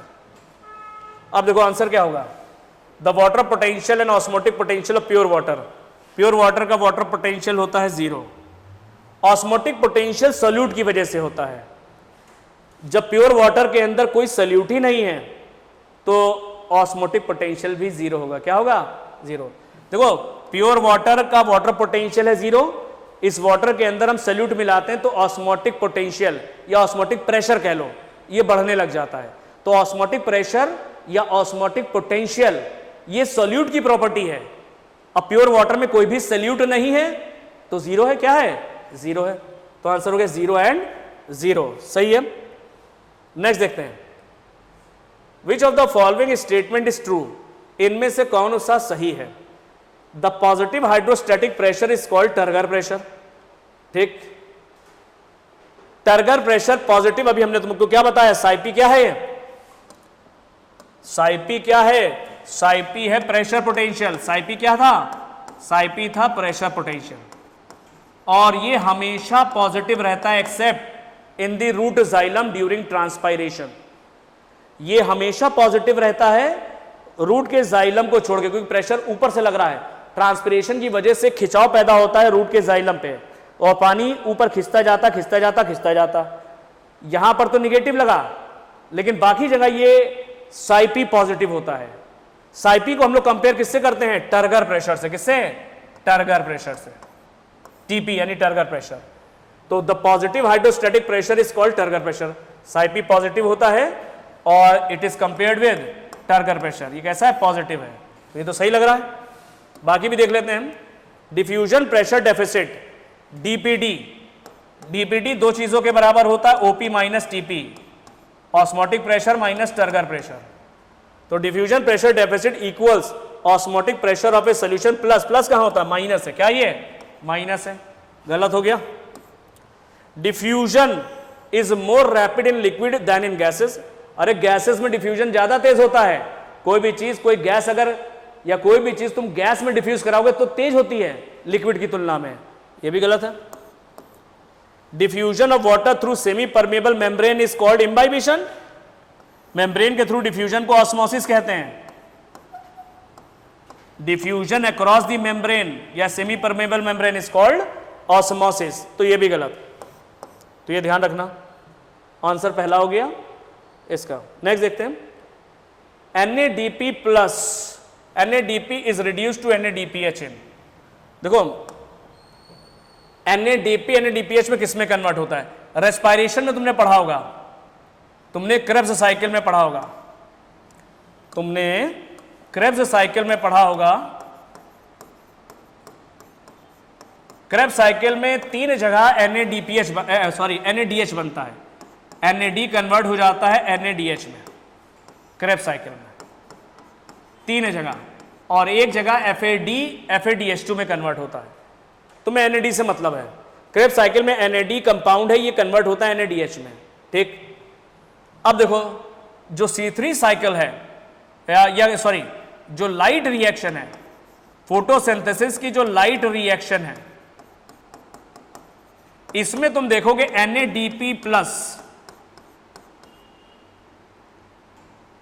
NADP प्लस ये कन्वर्ट होता है NADPH में। किसमें कन्वर्ट होता है, NADPH। यहां पर P नहीं है, ध्यान रखना, इस कंपाउंड में यहां पर P है NADPH में। तो NADP is reduce to NADPH, ये वाला पूछ रहा है, तो इसमें लाइट रिएक्शन तो ऑप्शन में है ही नहीं। अब लाइट रिएक्शन ऑप्शन में नहीं है, लेकिन इसका आंसर है HFP। इसको कहते हैं hexose monophosphate shunt, hexose monophosphate shunt,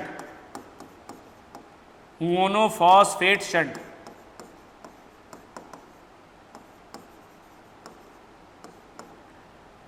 या इसको हम कहते हैं PP पाथवे, इसको कहा जाता है, दूसरा नाम इसका है PP pathway, pentose phosphate pathway, pentose phosphate pathway भी इसको कहते हैं। और इस पाथवे में 36 NADPH बनते हैं, 36 NADPH बनते हैं। 36 NADP से 36 NADPH, ये ऑल्टरनेटिव पाथवे है। मान लो ये हेक्सोस मोनोफॉस्फेट शंट एक ऑल्टरनेटिव पाथवे है। ग्लाइकोलाइसिस अगर नहीं चल रही तो ये चल सकता है, तो ये एक ऑल्टरनेटिव पाथवे है, एनसीईआरटी ने दे नहीं रखा, तो यहां पर NADPH बनता है, तो ये तो सही है। केल्विन साइकिल में NADPH बनता कहां है, अभी हमने इससे पहले वाले क्वेश्चंस में तुमको बताया, केल्विन साइकिल में 12 NADPH खर्च होते हैं। 12 NADPH कहां खर्च होते हैं, जब PGA से PGAL बनता है, जब PGA से PGAL बनता है, रिडक्शन होता है, पीजीए का पीजीएल में रिडक्शन, तो यहां पे खर्च होते, यूज होते हैं, यूज होते हैं, NADPH बनते नहीं है। ग्लाइकोलाइसिस में एक स्टेप पे NAD कन्वर्ट होता है NADH में, यहां NADP नहीं है, ये वो NADP है। तो ग्लाइकोलाइसिस में एक स्टेप में NAD कन्वर्ट होता है NADH में, NADPH नहीं बनता रेस्पिरेशन में। EMP एम्बडन मेयरहॉफ पेरनस पाथवे, एम्बडन मेयरहॉफ पेरनस पाथवे ये ग्लाइकोलाइसिस का दूसरा नाम है। ग्लाइकोलाइसिस को डिस्कवर किया था एम्बडन मेयरहॉफ पेरनस ने, तो ग्लाइकोलाइसिस को हम EMP पाथवे भी कहते हैं। तो ये तो गड़बड़ हो गया। तो NADPH किसमें बनेगा? केवल हेक्सोज मोनोफॉस्फेट शंट और पेंटोज फॉस्फेट पाथवे, ये एक ऑल्टरनेटिव पाथवे है। ग्लाइकोलाइसिस अगर नहीं चल रही तो ग्लूकोज का ऑक्सीडेशन दूसरे तरीके से होता है, इसको हम कहते हैं HMP या PP पाथवे, ध्यान रखना। Next, the oxidation of 1 NADH2 yields, अरे एक NADH2 से, अभी हमने इससे पहले भी बताया 3 ATP बनते हैं, और एक FADH2 से 2 ATP, एक NADH2 से, NADH2 एक एनर्जी रिच कंपाउंड है, इससे 3 ATP, और एक FADH2 से 2 ATP बनते हैं, 2 ATP बनते हैं। तो यहां पर एक NADH2 कितने ATP यील्ड करता है? 3 ATP। तो टोटल NADH बनते कितने हैं? टोटल NADH जो बनते हैं वो ग्लाइकोलाइसिस में कितने बनते हैं? ग्लाइकोलाइसिस में एक ग्लूकोज से कितने NADH बनते हैं? तो एक ग्लूकोज को अगर हम देखें और ग्लाइकोलाइसिस में देखें, ग्लाइकोलाइसिस में 2 NADH बनते हैं। 2 NADH का मतलब कितने ATP हो गया? 2 NADH का मतलब 2 × 3 6 ATP। तो ये बने, ये ग्लाइकोलाइसिस के जो NADH हैं ये जब ETS में जाएंगे तब ATP रिलीज करते हैं। अरे ETS में होता क्या है? ETS में हमने इससे पहले वाले क्वेश्चन में तुमको क्या बताया? NADH फिर से ऑक्सीडाइज होता है, NAD में इलेक्ट्रॉन निकलता है, ये डिफरेंट एक्सेप्टर के द्वारा आगे जाता है, फाइनली ऑक्सीजन के पास। FADH2 भी ऑक्सीडाइज होता है दोबारा से FAD में, और ये इलेक्ट्रॉन निकलता है, ये भी ऑक्सीजन के पास जाता है वाया यूबिक्विनोन कॉम्प्लेक्स के थ्रू। तो ETS में एक NADH जब NAD में कन्वर्ट होता है तो 3 ATP, एक FADH2 जब FAD में कन्वर्ट होता है तो 2 ATP बनते हैं ग्लाइकोलाइसिस में। और ये हाँ, जहां कहीं NADH से FADH2 से ATP बन रहा, वो ATP ETS का माना जाता है। ये ATP जो है तुम्हारा इलेक्ट्रॉन ट्रांसपोर्ट सिस्टम का माना जाता है। आगे क्वेश्चंस आएंगे तो और बताएंगे पूरा डिटेल में। तो ग्लाइकोलाइसिस में 2 NADH बनते हैं, इसमें 6 ATP। एक बनता है जब एसिटाइल कोएंजाइम बनता है, जब पायरुविक एसिड से एसिटाइल कोएंजाइम बनता है। ग्लाइकोलाइसिस में पायरुविक एसिड बना, ये पायरुविक एसिड कन्वर्ट होता है एसिटाइल कोएंजाइम में, ऑक्सीडेटिव डीकार्बोक्सिलेशन होता है पायरुविक एसिड का, और यहां पर भी बनते हैं 2 NADH, एक पायरुविक एसिड से एक और 2 पायरुविक एसिड से 2, क्योंकि ग्लूकोज से बनते हैं 2 पायरुविक एसिड, ग्लूकोज से 2 पायरुविक एसिड, तो 2 पायरुविक एसिड से 2 NADH, तो 2 NADH से कितनी एनर्जी निकलेगी? 6 ATP। क्रेब्स साइकिल में क्या देखते हैं? क्रेब्स साइकिल में 3 जगह NADH बनता है, एक पायरुविक एसिड से 3 NADH और 2 पायरुविक एसिड से 6 NADH बनते हैं। एक पायरुविक एसिड से 3 NADH 3 जगह बनते हैं, तो 2 पायरुविक एसिड से 6, तो 6 त्रिक 6 × 3 18 ATP ये बन गए। और क्रेब्स साइकिल में एक पायरुविक एसिड से एक FADH2 बनता है, तो 2 पायरुविक एसिड से 2 FADH2 बनते हैं, 2 FADH2, और एक FADH2 से 2 ATP बनते हैं, तो 2 FADH2 से 4 ATP बनते हैं, 4 ATP बनते हैं। टोटल ATP कितने हो गए? 6 6 12 8 20 10 30 4 34, तो ये 34 ATP बनते हैं। ये ATP किससे निकल रहे हैं? या तो NADH से या FADH2 से निकलते हैं, और ये ETS के ATP है। ये ETS के इलेक्ट्रॉन ट्रांसपोर्ट सिस्टम की ATP माने गए हैं, ये ध्यान रखना। तो ये तुम्हारे क्वेश्चंस थे कुछ जो कि इंपॉर्टेंट क्वेश्चंस हैं, इसमें इनमें कुछ कॉन्सेप्ट्स तुमने सीखे होंगे, ये प्लांट फिजियोलॉजी से रिलेटेड है। नेक्स्ट में हम इवोल्यूशन और इकोलॉजी के कुछ बेहतर सवाल डील करेंगे। That's all.